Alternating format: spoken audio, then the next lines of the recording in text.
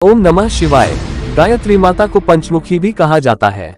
कई चित्रों या फोटो में आलंकारिक रूप से गायत्री माता के 5 मुख दिखाए गए हैं, परंतु वास्तविकता में ये 5 मुख गायत्री मंत्र के 5 विभाग हैं।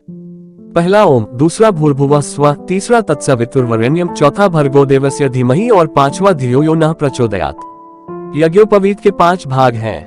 5 देवता भी प्रसिद्ध हैं।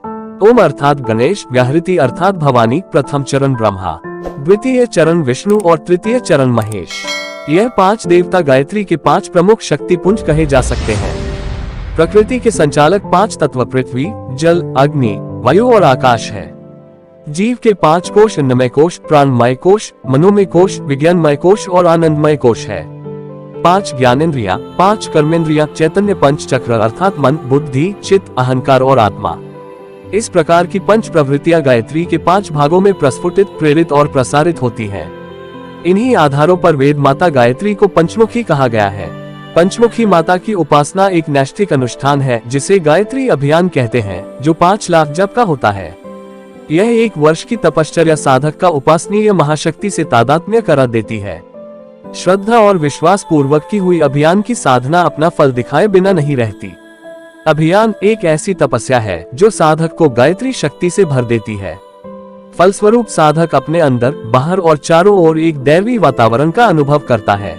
1 वर्ष में 5 लाख जप पूरा करने का अभियान किसी भी मास में शुक्ल पक्ष की एकादशी से आरंभ किया जा सकता है। गायत्री का आविर्भाव शुक्ल पक्ष की दशमी को मध्य रात्रि में हुआ है, इसलिए उसका उपवास पुण्य दूसरे दिन एकादशी को माना जाता है। अभियान आरंभ करने के लिए यही समय सबसे उत्तम है। जिस एकादशी से आरंभ किया जाए, 1 वर्ष बाद उसी एकादशी को समाप्त करना चाहिए। महीने की दोनों एकादशियों को उपवास करना चाहिए। उपवास में दूध, दही, छाछ, शाक आदि सात्विक पदार्थ लिए जा सकते हैं। जो एक समय भोजन करके काम चला सके वे वैसा करें। बाल, वृद्ध, गर्भिणी या कमजोर प्रकृति के व्यक्ति 2 बार भी सात्विक आहार ले सकते हैं। उपवास के दिन पानी कई बार पीना चाहिए। दोनों एकादशियों को 24 मालाएं जपनी चाहिए। साधारण दिनों में प्रतिदिन 10 मालाएं जपनी चाहिए। वर्ष में 3 संध्याएं होती हैं, उन्हें नवदुर्गाएं कहते हैं। इन नवदुर्गाओं में 24 हजार के 3 अनुष्ठान कर लेने चाहिए। जैसे प्रतिदिन प्रातःकाल, मध्याह्न और सांयकाल की 3 संध्याएं होती हैं, वैसे ही वर्ष में ऋतु परिवर्तन की संधियों में 3 नवदुर्गाएं होती हैं। वर्षा के अंत और शीत के आरंभ में आश्विन शुक्ला एकम से लेकर नवमी तक, शीत के अंत और ग्रीष्म के आरंभ में चैत्र शुक्ला एकम से लेकर नवमी तक, ग्रीष्म के अंत और वर्षा के आरंभ ज्येष्ठ शुक्ला एकम से लेकर नवमी तक। यह 3 नवदुर्गाएं हैं। दशमी गायत्री जयंती का पूर्णाहुति दिन होने से वह भी नवदुर्गाओं में जोड़ दिया गया है।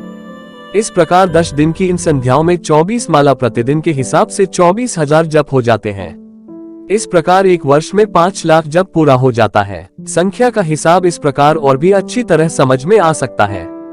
12 महीने की 24 एकादशियों को प्रतिदिन 24 मालाओं के हिसाब से 24 गुना 24 अर्थात 576 मालाएं। 10-10 दिन की 3 कुल 30 दिन की नवदुर्गाओं में प्रतिदिन की 24 मालाओं के हिसाब से 30 गुना 24 अर्थात 720 मालाएं।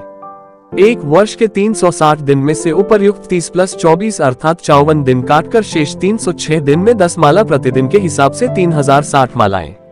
प्रतिदिन रविवार को 5 माला अधिक जपनी चाहिए, अर्थात 10 की जगह 15 माला रविवार को जपी जाए तो इस प्रकार 1 वर्ष में 52 गुना 5 अर्थात 260 मालाएं होगी।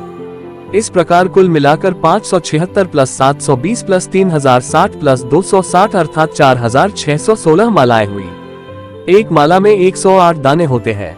इस तरह 4616 गुना 108 अर्थात 4,98,128 कुल जप हुआ। 5 लाख में करीब 1900 कम है। 24 मालाएं पूर्णाहुति के अंतिम दिन विशेष जप एवं हवन करके पूरी की जाती हैं। इस प्रकार 5 लाख जप पूरे हो जाते हैं। 3 नवदुर्गाओं में काम सेवन, पलंग पर सोना, दूसरे व्यक्ति से हजामत बनवाना, चमड़े का जूता पहनना, मद्यमांस का सेवन आदि बातें विशेष रूप से वर्जित हैं। शेष दिनों में सामान्य जीवन क्रम रखा जा सकता है, उसमें किसी विशेष तपश्चर्याओं का प्रतिबंध नहीं है। महीने में 1 बार शुक्ल पक्ष की एकादशी को 108 मंत्रों से हवन कर लेना चाहिए। गायत्री शक्ति के अगले भाग में हवन की विधि के संदर्भ में विस्तार से समझने का प्रयास करेंगे। अभियान एक प्रकार का लक्ष्य वेद है। इसके लिए किसी पथ प्रदर्शक एवं शिक्षक की नियुक्ति आवश्यक है, जिससे कि बीच बीच में जो अनुभव हो उनके संबंध में परामर्श किया जाता रहे।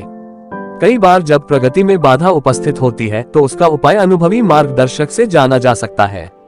शुद्ध होकर प्रातः और सायं दोनों समय जप किया जा सकता है।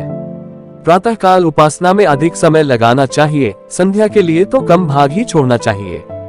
जप के समय मस्तक के मध्य भाग अथवा हृदय में गायत्री का ध्यान करते जाना चाहिए। साधारणतः 1 घंटे में 10 मालाएं जपी जा सकती हैं। अनुष्ठान के दिनों में 2.5 घंटे प्रतिदिन और साधारण दिनों 1 घंटा प्रतिदिन उपासना में लगा देना कुछ विशेष बात नहीं है।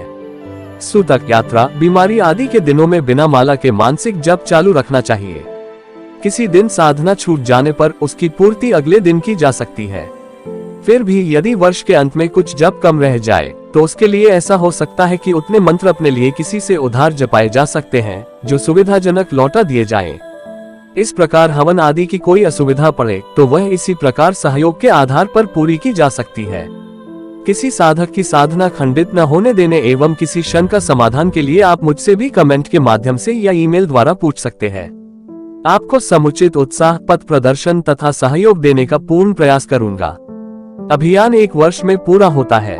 साधना की महानता को देखते हुए इतना समय कुछ अधिक नहीं है। इस तपस्या के लिए जिनके मन में उत्साह है उन्हें इस शुभ आरंभ को कर ही देना चाहिए। आगे चलकर माता अपने आप संभाल लेती है। यह निश्चित है कि शुभ आरंभ का परिणाम शुभ ही होता है। ओम नमः शिवाय।